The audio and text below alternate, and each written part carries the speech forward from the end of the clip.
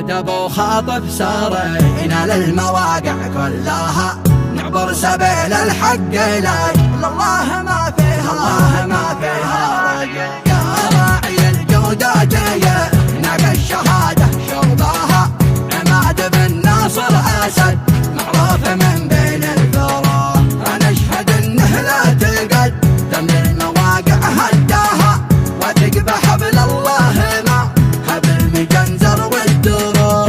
هناك الاستشهاديه رمز الكرامه وصلاها، بخطوتك تمشي لاجل الله ما فيها خضوع. رفعت صوت الحق ضد الشر يا اولي النهى، من خافقك همه وعز ما احتشيت تحت الضلال.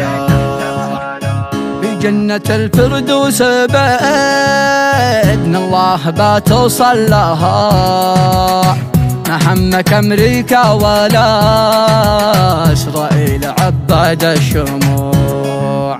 مهما تكون استأجرت كل الدول بحالها، على يد الأنصار بإذن الله ننزعها نزوع. اسأل ميادين البطل لحظي تبع تحتلها، عن قوم ما تخشى ولا فيها مذلة أو ركوع. احنا بفضل الله وباب جبريل بنوصل لها، قايد مسيرتنا على دربه ولا نخشى الجموع.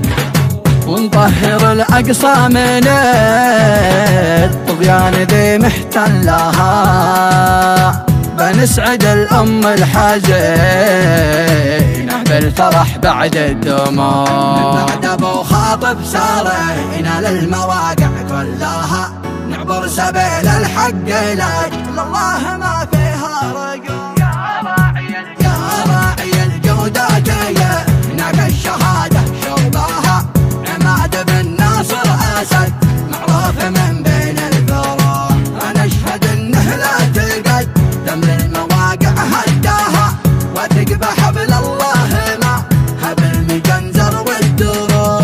هناك الاستشهاديه رمز الكرامه وصلاها، بخطوتك تمشي لاجل الله ما فيها خضوع. رفعت صوت الحق ضد الشر يا اولي النهى، من خافقك همه وعز ما احتشيت تحت الضلوع.